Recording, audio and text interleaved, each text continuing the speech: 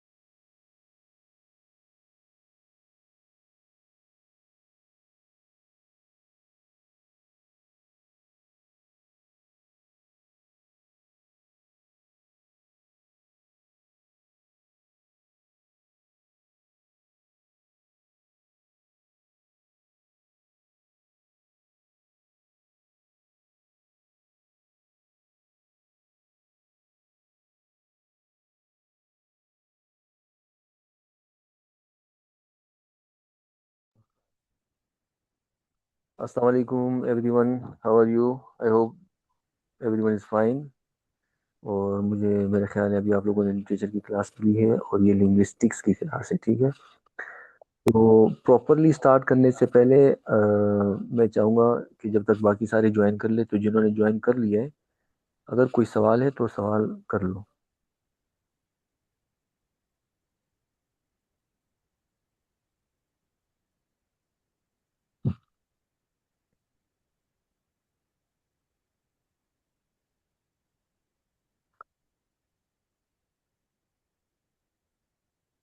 अच्छा, जब तक बाकी सब ज्वाइन करते हैं तो मैं स्टार्ट नहीं कर रहा लेक्चर, यानी पेपर पैटर्न और सिलेबस जो है वो मैं शेयर नहीं कर रहा। तो उससे पहले आप क्या करें, जब तक मैं स्टार्ट करता हूँ, कोई भी क्वेश्चन हो तो मुझसे पूछ लें। वॉइस में भी पूछ सकते हैं और मैसेज में भी आप पूछ सकते हैं। अस्सलाम वालेकुम सर। जी जी, वालेकुम अस्सलाम। सर, मैं बेसिकली अभी 30 इयर्स का हो गया हूँ। मैं सीएसएस अटेम्प्ट की तैयारी कर रहा हूँ, नहीं हो पा रहा मुझसे। हालांकि पहले मेरी इंग्लिश में फर्स्ट पोजीशन आया करती थी, उसके बाद मेरी पोस्टिंग हो गई जॉब रेवेन्यू डिपार्टमेंट में। अच्छा, जी, एज अ सुपरवाइजर। ठीक है। नहीं भी अभी आपका सवाल सवाल मैं क्यों है? सवाल पूछिए। सवाल मेरा ये है कि सर, अभी मैं कहाँ से स्टार्ट करूँ, कैसे स्टार्ट करूँ? अभी पहले आप मुझे ये बताएं, आप का सब कुछ मुझे लिटरेचर लिंग्विस्टिक्स भूल दोनों पे गया अप्लाई है। कर रहे हैं? क्या आप लिटरेचर लिंग्विस्टिक्स दोनों पे सर, अप्लाई लिटरेचर। लिटरेचर पे अप्लाई कर रहे हैं? देखो, टीचर का काम होता है आपको गाइड करना, आपको बताना कि सिलेबस क्या है, पैटर्न क्या है, उसको पढ़ते कैसे, उसको तैयारी कैसे करते हैं, उसको अटेम्प्ट कैसे करते हैं। ये सारी मेरी जिम्मेदारी है। अगर आप सारे लेक्चर्स को अटेम्प्ट करेंगे और मेरे नोट्स पे फोकस करेंगे, जी। तो मैं आपको गारंटी इंशाल्लाह दूंगा, जब आप एक दो पेपर मुझे अटेम्प्ट करेंगे तो उससे मुझे अंदाज़ा हो जाएगा कि आपका लेवल क्या है। तो फिर मैं आपको बता सकूंगा कि वेयर डू यू स्टैंड और कहाँ पे मिस्टेक्स है। फिर आपकी जिम्मेदारी कि आप उसको इम्प्रूव करो। अगर आप मेरे इंस्ट्रक्शंस पे अमल करोगे तो इंशाल्लाह मुझे पूरी उम्मीद है कि आप ये रिटर्न जी टेस्ट जी आसानी से पास कर लोगे, जी जी इजीली पास कर लोगे, कोई मुश्किल नहीं। सिर्फ क्या होता है, पढ़ने का तरीका जो है ना उसमें मिस्टेक अच्छा, है। मैं आपको दो तीन एग्जांपल दे देता हूँ कि स्टूडेंट्स मिस्टेक क्या करते हैं जिसकी वजह से फेल हो जाते हैं। पहले लेक्चर में जो लिटरेचर का था ना, मैं उसमें वो मिस्टेक्स बताई थी, और आप लोगों को भी बता देता हूँ। जी हुआ क्या था कि ऑन द कैंपस भी क्लासेस चल रही है, तो एक स्टूडेंट मेरे पास आई और मुझे जी एक किताब दी और कहा सर मैं इस किताब से एमसीक्यूज तैयार कर रही हूँ, तो मैं जी क्या ये किताब इफेक्टिव है, रेलिवेंट है? मैंने कहा मैंने तो ये किताब नहीं पढ़ी, आप मुझे ये किताब दे, मैं घर जाके पढ़ लेता हूँ फिर आपको बता देता हूँ। मैं घर गया, उसको जी देखा सारे चैप्टर्स वगैरह, और वापस आके मैंने उसको मशवरा दिया कि भाई ये जो जी इतनी मोटी किताब है जिसमें 500-600 पेजेस है और पता नहीं कितने हजार एमसीक्यूज है, मैंने कहा अगर आप जी सिर्फ इसको एक दफा रीड करो कम से कम आपको 2-3 महीने लग जाएंगे। मैंने कहा आप यहाँ से अंदाजा लगाओ जी कि इससे आपको इतना फायदा नहीं होगा। दूसरी चीज मैंने उसको जी बताई कि हर टॉपिक के जी हाँ ऊपर सर। उसने 50 एमसीक्यूज फिक्स बनाए हैं, और जबरदस्ती बनाए हुए हैं। मतलब जी ऐसे एमसीक्यूज बनाए हुए जिनका कि ख्वाब ख्याल में भी तस्वर नहीं आ जी सकता कि ये एमसीक्यू कभी पेपर में जी हाँ पूछा जाएगा। पर्पस क्या होता है ये पब्लिशर्स वालों का, कि बुक की लेंथ मोटी हो जाए, उसकी विड्थ ज्यादा हो जी जाए, ताकि उसकी प्राइस हम ज्यादा उसको सेल कर सकें। तो इस वजह से मैंने उनको एडवाइस किया जी कि जी कोई किताब पढ़ने से पहले, कोई भी नोट्स पढ़ने से पहले, सबसे पहले मुझे दिखाओ, जी मुझसे पूछो, मुझसे अप्रूवल लो, ताकि मैं आपका टाइम बचाऊं। मैं आपको ना गलत मशवरा दूंगा, ना मैं आपका नुकसान चाहता हूँ। तो इस वजह से मैंने कहा कि आप कोई भी किताब पढ़ने से पहले, नोट्स पढ़ने से पहले मुझे दिखा दो, अगर मैंने आपको ओके कर दिया फिर पढ़ो। आमतौर पे जितने भी बाजार में किताबें मिल रही है सब इररेलीवेंट है, सब उसी वजह से फेल हो रहे हैं। क्यों फेल हो रहे हैं? एक और एग्जांपल देता हूँ। यही एकेडमी में ऑन जो कैंपस क्लासेस होती है उसमें एक लड़का आया, उसके पास एक किताब थी, उस राइटर का नाम मैं जी नहीं लूंगा, मुनासिब नहीं है। तो वो किताब मैंने कहा यार मैं घर जाके इसको देखूंगा फिर आपको बताऊंगा रेलिवेंट इफेक्टिव है या नहीं। मैं गया, पढ़ा और उसके पास लेकर आया। मैंने कहा अभी आपने मेरा ये लॉर्ड ऑफ द फ्लाइज का जो लेक्चर है, ये सवाल मैंने आपको दिखाए थे, उसने कहा, मैंने कहा ये बुक खोलो, इसके अंदर ये नॉवल है लॉर्ड ऑफ द फ्लाइज, और ये 1 मिनट के अंदर इसको सिर्फ इसकी वो स्कैनिंग करो, यानी स्किमिंग करो इसकी, और हेडिंग्स पढ़ो। उसने पढ़े। मैंने कहा अब मुझे ये बताओ कि ये जो इस किताब से आपने जी ये नॉवल पढ़ा है, क्या इन सवालों के जवाब आप दे सकते हो? उसने कहा ये तो एक सवाल का जवाब ही नहीं दे सकता। मैंने कहा यही रीजन है, स्टूडेंट किताब पूरी पढ़ते हैं और बहुत ज्यादा डिटेल से उस किताब को पढ़ते हैं, रट्टा भी लगाते हैं, जब एग्जाम में जाते हैं इस माइंड जी सेट के साथ जा रहे थे कि मैं बहुत पढ़ के आया हूँ, मैं तो बहुत पढ़ा है, दिन जी भी पढ़ा है, रात भी पढ़ा है। लेकिन सवाल ये है, क्या रेलिवेंट पढ़ा है? क्या इफेक्टिव चीजें पढ़ी है? क्या जी फायदेमंद चीजें पढ़ी है? क्या जी वो जो चीजें आप पढ़ कर आए हो, क्या वो उस पूरे नॉवल के हर एंगल से उसको कवर कर रहा है या नहीं? मैंने क्या किया अपने जी नोट्स में, तो मैं आपको प्रोवाइड करूंगा। उन नोट्स को पढ़ने के बाद आपको किसी किताब की पढ़ने की जरूरत नहीं है। क्यों? मैंने हर नॉवल, हर ड्रामा, हर पोइट्री को मोर देन 8 एंगल से कवर किए, themes, symbols, quotations, characters, literary techniques, writing style, और यही सवाल पेपर में पूछे जाते हैं। आप पास्ट पेपर उठाओ, उसमें यही चीजें पूछी जा रही है। तो मैंने हर एंगल से हर नॉवल, जी पोइट्री और ड्रामा को कवर अप किया हुआ है। ठीक है, ये पॉइंट क्लियर है? मेरे नोट्स को पढ़ो, मेरे क्लियर है सर। लेक्चर को पढ़ो, आपको किसी किताब की जरूरत नहीं है। और जब मैं आपकी जो पेपर आप अटेम्प्ट करेंगे और मैं जो मिस्टेक निकालूंगा, अगर आप उस मिस्टेक को अपनी राइटिंग में से दूर करेंगे और उसको अपनी राइटिंग को इम्प्रूव करेंगे, तो इंशाल्लाह इस दफा आपका क्लियर हो जाएगा। जी आपकी भी रिस्पॉन्सिबिलिटी है, जैसे अभी मैंने पिछले नॉवल में पढ़ाया था ना, कि कंसेप्ट था होप एंड रेस्क्यू, और उसके जी साथ रिस्पॉन्सिबिलिटी का कंसेप्ट। तो आपकी भी रिस्पॉन्सिबिलिटी जी बनती है जी कि आप मेरे इंस्ट्रक्शंस पे अमल करो। यू हैव इंशाल्लाह to sir. Trust your teacher, ठीक है, यानी यू हैव टू जी ट्रस्ट सर। मी। तो मैं आपको जो टॉपिक्स पढ़ा रहा हूँ और जिस तरीके से पढ़ा रहा हूँ जी और जो नोट्स दूँ, आपने उनको फॉलो करना है, ठीक है। अच्छा, सरफराज का क्वेश्चन है, sir how will you carry this subject? यही बताना चाहता हूँ मैं इस स्लाइड के अंदर, कि मैं इस सब्जेक्ट को कैसे कैरी करूंगा। और कोई सवाल है ओके तो सर। पूछो, ताकि फिर मैं लिंग्विस्टिक्स के हवाले से डिटेल से बताना शुरू कर दूँ। बस सर यही क्वेश्चन था मेरा।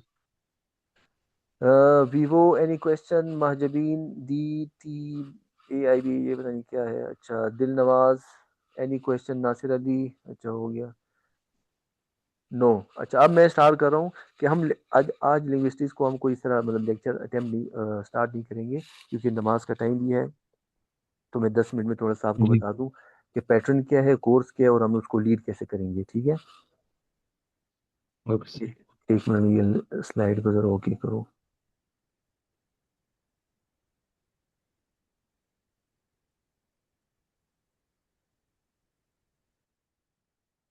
अच्छा, स्लाइड नजर आ रही है ना सबको भी? सर, इस बुक से तैयारी कर सकते हैं the study of language by George Yule.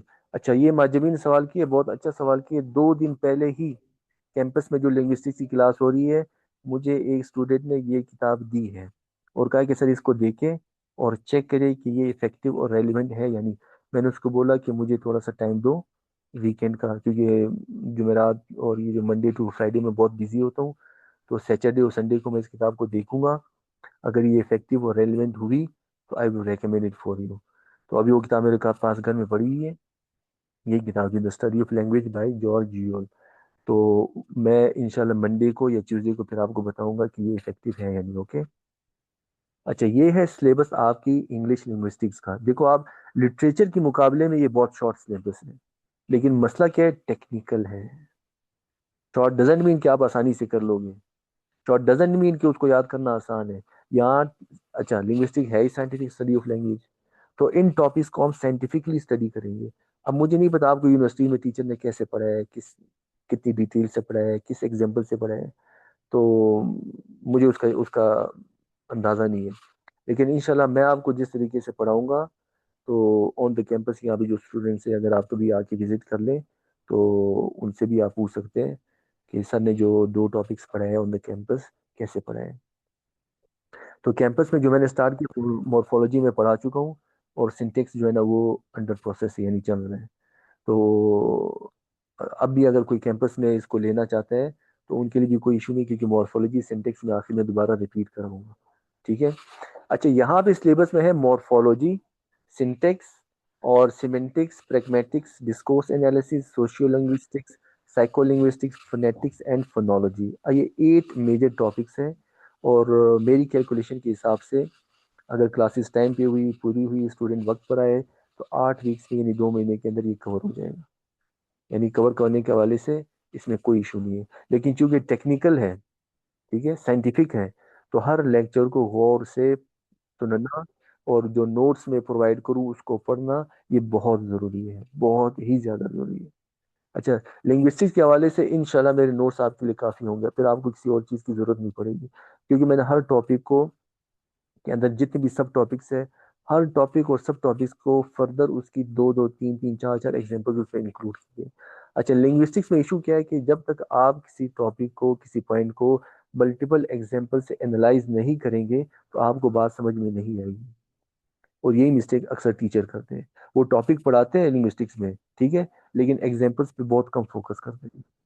तो इस वजह से अक्सर यूनिवर्सिटीज में ऐसा होता है कि स्टूडेंट्स जो है ना वो लिंग्विस्टिक से थोड़े से बेजार होते कि यार ये पता नहीं अजीब सा सब्जेक्ट है, ऊपर से गुजर गया, समझ नहीं आया। उसकी रीजन यही होती है कि थ्रू एग्जांपल्स टीचर्स पढ़ाते नहीं है। तो मेरे पढ़ाने का तरीका ये कि हर टॉपिक को थ्रू एग्जांपल्स पढ़ाऊंगा, और इंशाल्लाह आपको बहुत फायदा होगा। और दोबारा फिर आपको कभी किसी से पढ़ने की जरूरत भी पेश नहीं आएगी। अच्छा, ये तो है सिलेबस। और इसका पैटर्न भी वही है, पेपर पैटर्न जो लिटरेचर का है। सबसे पहला क्वेश्चन होगा 20 नंबर का, 10 MCQs होंगे, 5 फिल द ब्लैंक्स होंगे, 5 ट्रू फॉल्स होंगे। कितने हो गए? 20 नंबर। ये पॉइंट क्लियर है? अच्छा, जरूरी नहीं है कि 10 MCQ हो, 5 फिल द ब्लैंक्स हो, 5 ट्रू फॉल्स हो। 20 के 20 MCQ भी हो सकते हैं, 20 के 20 फिल द ब्लैंक्स भी हो सकते हैं, 20 के 20 ट्रू फॉल्स भी हो सकते हैं। पेपर बनाने वाले के पास अथॉरिटी इख्तियार है कि वो जिस भी पैटर्न से पेपर को बनाए। बहरहाल 20 नंबर का सबसे पहला क्वेश्चन होगा जो कि ऑब्जेक्टिव सेक्शन कहलाएगा। ये पॉइंट क्लियर हो गया? अच्छा, सेक्शन 2 क्या होगा? बिल्कुल लिटरेचर की तरह, जिस तरह लिटरेचर में था ना, क्वेश्चन 2, 3, 4, 5, 4 क्वेश्चन थे। हर क्वेश्चन 20 20 20 नंबर का था। इसी तरह लिंग्विस्टिक्स में भी सेक्शन 2 जो है उसमें 4 क्वेश्चन होंगे, हर क्वेश्चन 20 नंबर का होगा। उन 4 क्वेश्चन में से आपने 2 क्वेश्चन करने हैं। कितने? उन 4 में से आपने 2 करने हैं।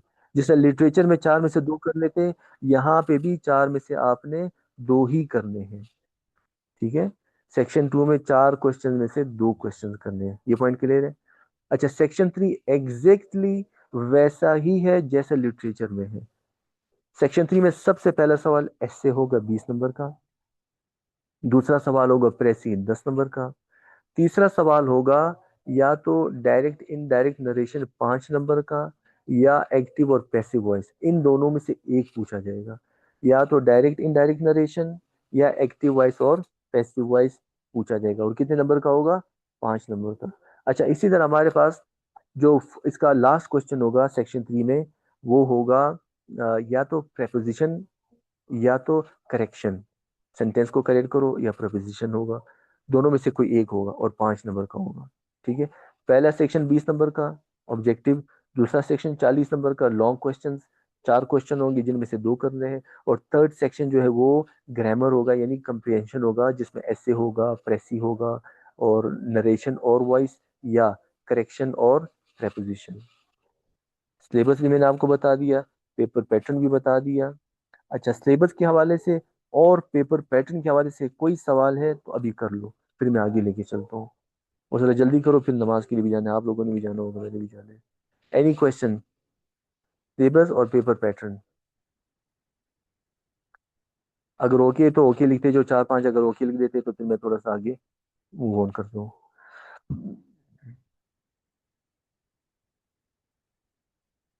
Okay Sarfaraz, next. 2 3 और भी ओके लिखो, ताकि मैं, कोई सवाल है तो पूछ लो, नहीं तो मैं थोड़ा सा बताता हूँ कि सर आप। एसए के बारे में इसका सवाल है मेरा। आवाज़ सही नहीं आ रही है, जिसकी आवाज़ क्लियर ना हो तो वो काइंडली मैसेज में लिख दे। अभी ये जो सवाल करना चाह रहा था, आपकी आवाज़ सही नहीं आ रही, आप काइंडली चैट बॉक्स में लिख दें।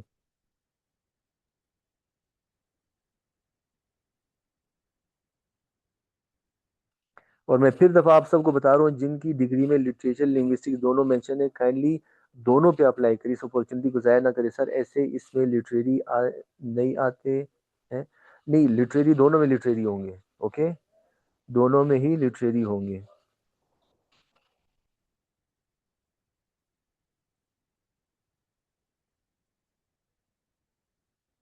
और कोई सवाल?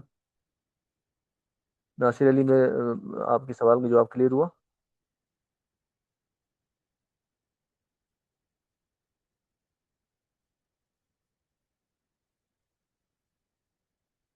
जी सर, हो गया। अच्छा, अब मैं थोड़ा सा आपको गाइड करता हूँ कि मैं पढ़ाने का तरीका क्या होगा। आज चूंकि वो थोड़ा सा मैं थोड़ा सा मैं पढ़ा देता हूँ, फिर मैं नमाज के लिए जाता हूँ।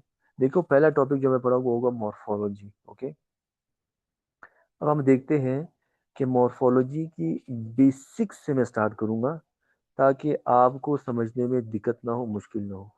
सबसे पहले डिफाइन, जैसे मॉर्फोलॉजी होता क्या है, इसकी डेफिनेशन क्या है, फिर इसके अंदर फीचर्स क्या है, फिर हर एक, अब ये जितने पॉइंट्स यहाँ पे आपको नजर आ रहे हैं ना, morphology is the internal structure of words. यानी अगर आप लफ्ज को इंडिविजुअली इन डेप्थ में जाके स्टडी करो, उसको मॉर्फोलॉजी कहते हैं।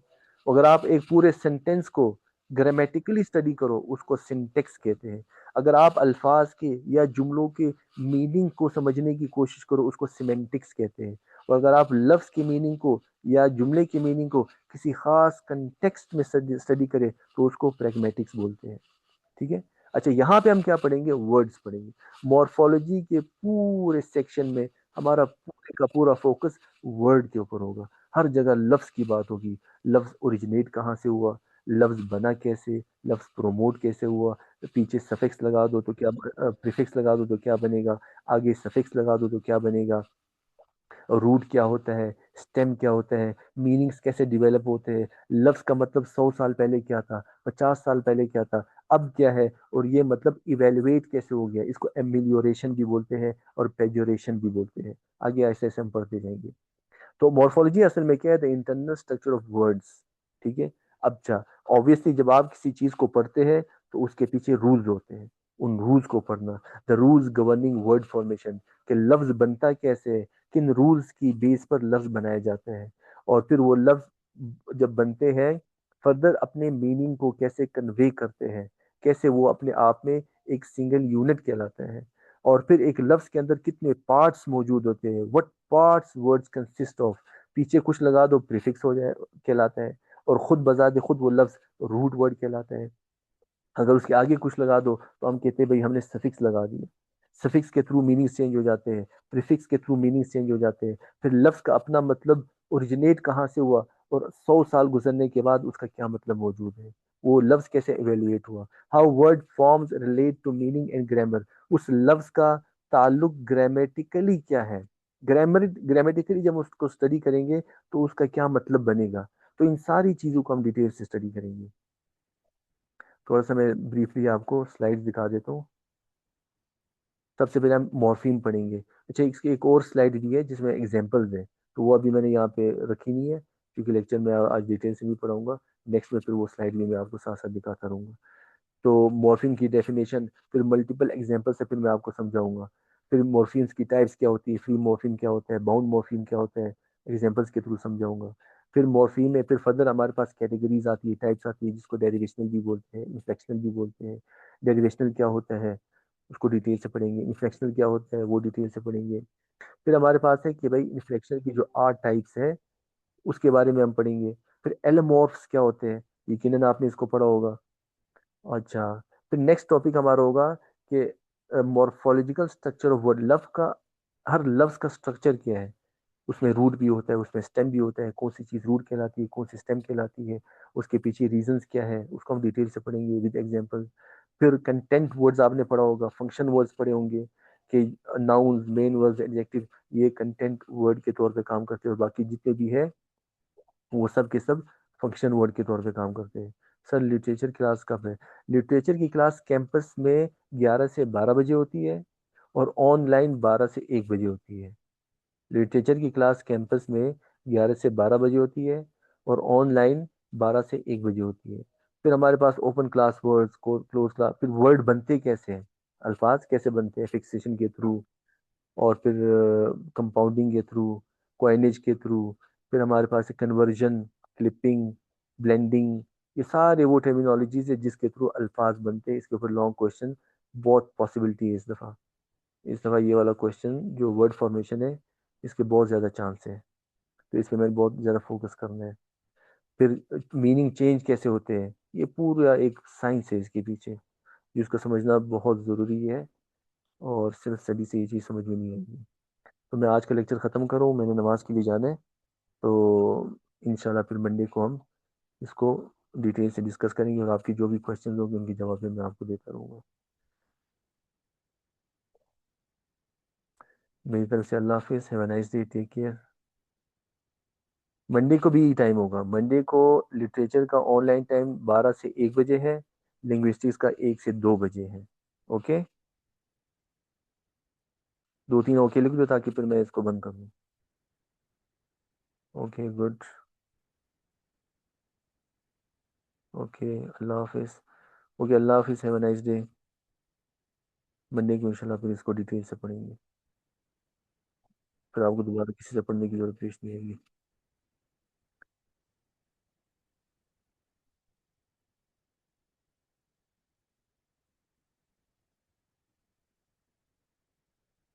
आज में विंडोज वाला खुलेगा क्या?